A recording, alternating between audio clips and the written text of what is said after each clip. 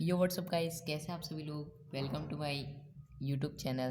तो आज हम साइंस का फर्स्ट चैप्टर करने जा रहे हैं जो कि एनसीईआरटी बोर्ड से हैं। और हमने मैथ्स की एनसीईआरटी की जो क्लास 9 की एक्सरसाइज 1.1 है, चैप्टर 1.1 और 1.2 भी अपलोड कर दी है, तो वो भी आप जाके हमारे प्ले लिस्ट में जाकर देख सकते हैं। तो हम अभी फर्स्ट चैप्टर साइंस का शुरू करने जा रहे हैं।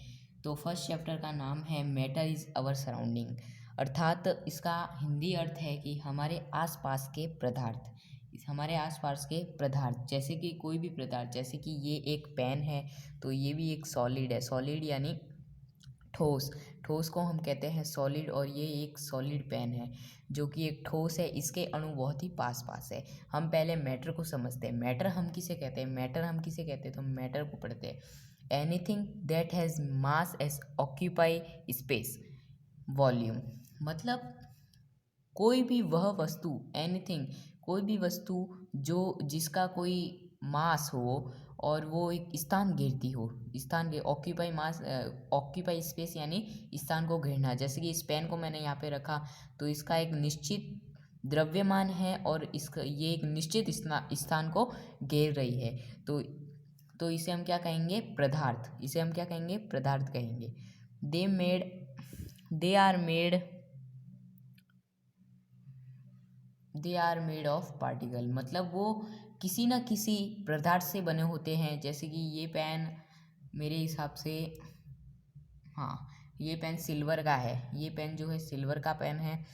तो ये एक सिल्वर का पदार्थ है, सिल्वर के पदार्थ से मिलकर बना हुआ है। वी कैन इधर सी, टच, टेस्ट और फील देम, और हम इन्हें टच कर सकते हैं, टेस्ट कर सकते हैं, फील कर सकते हैं। ऐसा नहीं, टेस्ट मतलब खाने की वस्तुओं को हम टेस्ट कर सकते हैं, टच करते हैं और फील भी कर सकते हैं। वैसे ही जैसे कि टेस्ट ऐसे है, तो हम पेन को तो चख नहीं सकते, इसलिए हमें क्या करना है, इसे तो चखना नहीं है। हर वो वस्तु हम चख नहीं सकते हैं, तो हमें खाने की वस्तु को ही चखना है। ठीक है।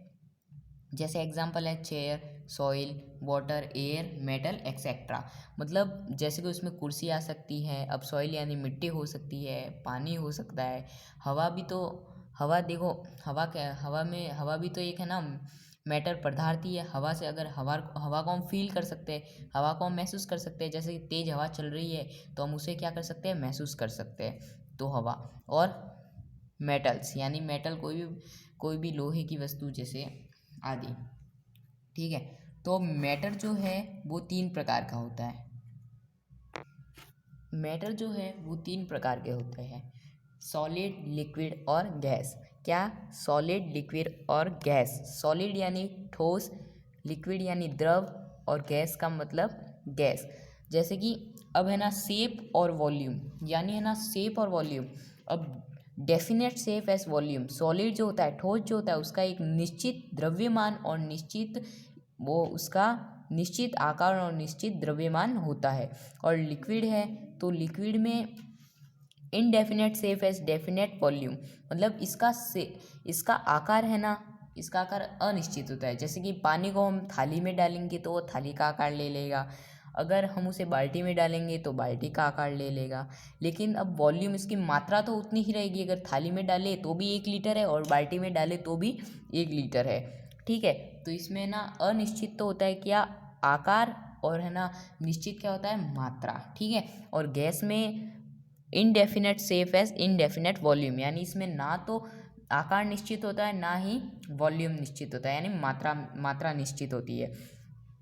जैसे कि अब गैस है तो गैस हवा में होती है, बहुत सारी गैस होती है, oxygen, carbon dioxide, nitrogen, hydrogen, बहुत सारी गैसें हैं। तो वो अलग अलग होती है, उसको हम सिर्फ महसूस कर सकते हैं, उसको ना तो हम टच कर सकते हैं ना टेस्ट कर सकते हैं। ठीक है। अब यहाँ पे आता है इंटरमॉलिक्यूलर शेप्स, यानी अणु, मतलब किस में अणु ज़्यादा होते हैं। अब देखो है ना, ठोस होते हैं ना, अब ठोस जो होते हैं ना वो है ना, मतलब ठोस के जो अणु होते हैं ना वो बहुत ही पास होते हैं, इसलिए वो बहुत ही कठोर होता है। ठोस के अणु बहुत ही पास होते हैं इसलिए वो बहुत ही कठोर होता है। द्रव में उससे थोड़े दूर होते हैं, तो वो है ना एक पानी, लिक्विड जैसे कि हम उसे बोलते हैं, तो उसे मॉडरेट कहते हैं। क्या कहते हैं, लिक्विड को हम मॉडरेट कह सकते हैं। और इसमें मैक्सिमम दूरी पर होते हैं, इतने मतलब बहुत दूर होते हैं कि हमको दिखाई भी नहीं देते। जैसे कि एक अणु इधर है तो एक अणु इधर है तो एक अणु इधर है, तो इतने दूर अणु जो होते हैं उसकी वजह से हम उनको देख नहीं पाते और वो हम सिर्फ महसूस कर सकते हैं। अब तीसरा पॉइंट आता है इंटरमॉलिक्यूलर फोर्स एस अट्रैक्शन, यानी जो अणु होते हैं उनके बीच में कितना स्थान है, स्थान कितना है उनके बीच में, वो तो इनके है ना इसके अंदर मैक्सिमम यानी उसमें है ना बिल्कुल भी स्थान नहीं होता है। ठीक है, बिल्कुल भी उसके अंदर स्थान नहीं होता है। ठीक है, और मॉडरेट यानी इसमें है ना थोड़ा थोड़ा स्थान होता है और इसमें ना बिल्कुल ही बहुत ज़्यादा स्थान होता है, इसके अंदर है ना बहुत ज़्यादा स्थान होता है। ठीक है, तो ये हमारे मैटर में तीनों प्रकार थे, वो मैंने आपको समझाया। हम अब आगे बढ़ते हैं। तो अब हम पढ़ते हैं प्लाज्मा और बीईसी यानी बॉस आइंस्टाइन कंडेंसेट। ठीक है, तो हम अब इसे पढ़ रहे हैं। ठीक है, तो सबसे पहले प्लाज्मा पढ़ते हैं। The state consist of super energetic particle, यानी किसी वस्तु को इतना गर्म कर दिया जाता है, इतना गर्म किया जाता है कि वो मतलब है ना लिक्विड बन जाता है। मतलब बहुत सबसे ऊंचा तापमान को हम क्या कहेंगे, प्लाज्मा यानी गलनांक। उस जिस पदार्थ का सबसे ऊंचा तापमान होगा ना उसे हम गलनांक कहेंगे। और BEC, the BEC is formed by cooling a gas of extremely low density, about 100,000 the density of normal air to super low temperature, यानी इसमें तो सबसे ज़्यादा ताप होता है लेकिन इसके अंदर सबसे कम ताप इसके अंदर होता है। मतलब जिसके ना सबसे कम ताप करके उसको है ना कम ताप करके हम उसको वापस से लिक्विड या सॉलिड में चेंज कर सकते हैं, तब वो उसे हम क्या कहेंगे, क्वथनांक कहेंगे। हम उसे कहेंगे क्वथनांक। अब प्लाज्मा यानी गलनांक का उपयोग क्या होता है, यूजेस, तो हाँ, fluorescent tube and neon sign bulbs, यानी इसके है ना ये है ना यूज़ है। मतलब बल्ब जो लाइट होती है, बल्ब की लाइट होती है वो मतलब है ना पदार्थ होती, तो जब लाइट हमारे ऊपर गिरती तो हमें लगती, हमें चोट आती, लेकिन वो एक पदार्थ नहीं है, वो उसकी रोशनी जैसे कि सूर्य की रोशनी हो गई, उसको हम मान सकते हैं एक्सेट्रा। ठीक है, तो अब है ना बीईसी की खोज किसने की, तो ये discovered in 1920 by S N Bose and Albert Einstein. Albert Einstein and S N Bose ने इसकी खोज की थी। आगे हम पढ़ते हैं अब। तो अब हम आगे फेज ट्रांसफॉर्मेशन में, मतलब सॉलिड से लिक्विड और लिक्विड से गैस।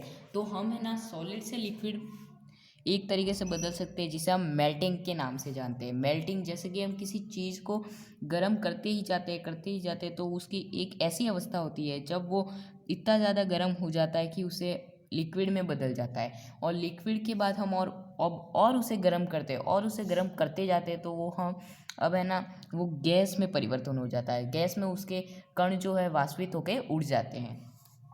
ठीक है, तो अब जैसे कि है ना सॉलिड से लिक्विड में तो मेल्टिंग के सहारे होगा, और लिक्विड से गैस के बॉइलिंग, यानी जब हम सॉलिड को लिक्विड में परिवर्तन करेंगे तो उसे हम मेल्टिंग कहेंगे, और जब लिक्विड से गैस में परिवर्तन करेंगे तो हम उसे बॉइलिंग कहेंगे।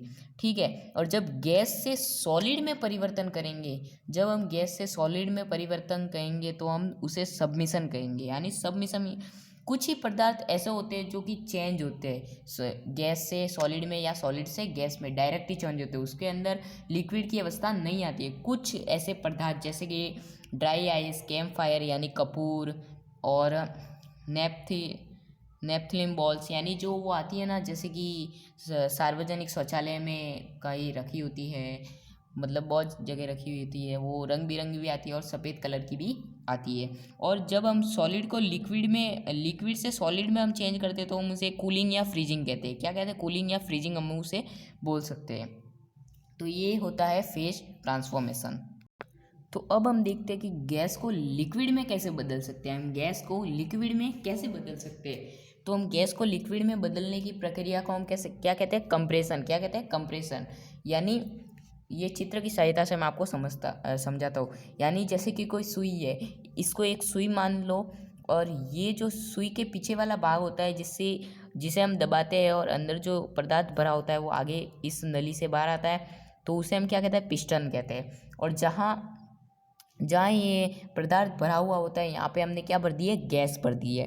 ठीक है, तो यहाँ पे हमने जैसे कि हमने भर दी है एलपीजी, जैसे कि भर दी है। ठीक है, एलपीजी भर दी है, और यहाँ पे हमने क्या लगा दिया, रबर का एक कॉक यानी एक ढक्कन लगा दिया है, रबड़ का ढक्कन लगा दिया। तो अब ये बाहर तो निकलेगा नहीं, यहाँ पे प्रेशर होगा, और प्रेशर होने जब हम इस पर दबाव डालेंगे, यहाँ से हम इसको कंप्रेस करेंगे, तो यहाँ पे ये कंप्रेस्ड होगी, और यहाँ पे कंप्रेस्ड होगी, तो हम क्या, यहाँ पे क्या होगा, यहाँ पे है ना एक लिक्विड पदार्थ बनेगा, गैस से लिक्विड पदार्थ बनेगा। जैसे कि हम एलपीजी गैस बनाते हैं, सीएनजी गैस बनाते हैं, ऐसे हम गैसों को बनाते हैं। तो इसे हम क्या कहते हैं, कंप्रेस्ड कहते हैं। ठीक है, जैसे कि अपने एलपीजी का पूरा नाम क्या होता है, एलपीजी का पूरा नाम होता है लिक्विड पेट्रोलियम गैस, और सीएनजी का होता है कंप्रेस्ड नेचुरल गैस। अब गैस से लिक्विड बनाने की प्रक्रिया को हम क्या कहते हैं, या तो हम कूलिंग कहेंगे, या हम क्या कहेंगे, कंप्रेस्ड कहेंगे। क्या कहेंगे, कंप्रेशन। ठीक है, ये हमने कंप्रेशन को पढ़ लिया है। तो अब हम आगे हैं वेरियस टेम्परेचर स्केल, यानी जैसे कि थर्मामीटर हो गए, वैसे यंत्र। अब ये 3 प्रकार के होते हैं टेम्परेचर कैसे होते हैं, सेल्सियस, केल्विन और फ़ारेनहाइट। तो डॉक्टर जब भी हम जैसे बीमार होते हैं, तो वो हमारा तापमान कैसे मापते हैं, फ़ारेनहाइट में मापते हैं। तो जैसे कि हमारा तापमान है ना, फ़ारेनहाइट में हमारा तापमान है 140 डिग्री। तो वैसे तो हम कहते हैं कि हमारा तो मनुष्य का जो ह्यूमन का नॉर्मल टेम्परेचर होता है वो 37 डिग्री सेल्सियस होता है। तो हम कहेंगे कि 140 डिग्री कैसे हो सकता है, तो वो फ़ारेनहाइट में बताते हैं, डॉक्टर जो बताते हैं वो फ़ारेनहाइट में बताते हैं। और केल्विन, ठीक है, तो हम ये कितने प्रकार की होती है, 3 प्रकार की, केल्विन, सेल्सियस और फ़ारेनहाइट। तो अब केल्विन को ज्ञात करने का सूत्र क्या होता है, तो केल्विन टी का ज़्यादा कुछ मतलब नहीं है, तो हमें क्या करना है, केल्विन बराबर सेल्सियस प्लस 273। अगर हमें ये 15 का ज़्यादा कुछ मतलब नहीं, हम इसको हटा भी सकते हैं। जैसे कि हमें ना केल्विन ज्ञात करना है, तो हमें क्या करना है, सेल्सियस जितना दे रखा है उसमें 273 प्लस कर देना है, तो हमारा सेल्सियस ज्ञात हो जाएगा। अब उसका ही उल्टा हम करते हैं, अगर हमें अब केल्विन से सेल्सियस को ज्ञात करना है, तो हम क्या करेंगे, केल्विन को ऐसे रख के इधर है ना, ये क्या गया, हाँ ये है ना, इसको हम माइनस में आ जाएगा, इसको है ना 273 है ना केल्विन में से माइनस कर देंगे, तो हमारा सेल्सियस आ जाएगा। जैसे अब फ़ारेनहाइट को करते हैं। फ़ारेनहाइट क्या है, तो F बराबर 9/5 इंटू C प्लस 32, यानी ये अब किसका, फ़ारेनहाइट को ज्ञात करने का सूत्र है। ठीक है, फ़ारेनहाइट को हम कैसे ज्ञात करेंगे, फ़ारेनहाइट को ज्ञात करने के लिए केल्विन से ये हमें सूत्र लगाना है, और अगर फ़ारेनहाइट से सेल्सियस को ज्ञात करना है, तो हमें यहाँ पे है ना 32 को यहाँ पे लाना है, और फ़ारेनहाइट का मान रख के माइनस करना है, बराबर लिख के 9/5, और फिर इंटू सी करके 9/5 को इधर लाना है। और ऐसे हम आपको आगे सिखा दूंगा मैं, अभी आपको इतना लोड लेने की ज़रूरत नहीं है। अभी हमें मेन टॉपिक पढ़ना है, क्योंकि हम हमारे हाफ ईयरली का पूरा कोर्स करने की हमारा टारगेट है। हम इन 15-20 दिनों में हाफ ईयरली का पूरा कोर्स करेंगे, और मैं आपको ये पूरा कोर्स करवा दूंगा। ठीक है, तो अब हम क्या करते हैं, केल्विन को सेल्सियस में बदलते हैं। केल्विन को सेल्सियस में कैसे बदलेंगे, जैसे कि 100 सेल्सियस दे रखा है, सेल्सियस को केल्विन में बदलेंगे। तो 100 केल्विन दे रखा है, तो हम उसे 100 सेल्सियस दे रखा है, तो हम उसे केल्विन में कैसे बदलेंगे, तो हम वही ये वाला फार्मूला लगाएंगे कि K = 100 + 273, तो केल्विन निकल के क्या आता है, 373 केल्विन। ठीक है, तो आज मैं आपको 3 क्वेश्चन दे रहा हूँ, जो आपको होमवर्क में सॉल्व करके लाने हैं, और वो आपको मैं क्वेश्चन बता देता हूँ। तो आपको ये 3 क्वेश्चन सॉल्व करने हैं। सबसे पहला तो ये 150 को केल्विन में बदलना है, और 170 डिग्री सेल्सियस को केल्विन में बदलना है, और 195 डिग्री को केल्विन में बदलना है। ये 3 क्वेश्चन आपको करके लाने हैं, फिर मैं आपको कल और भी आगे पढ़ाऊँगा। Thank you so much for watching guys my video. पसंद आया तो लाइक, सब्सक्राइब एंड शेयर करना। Thank you.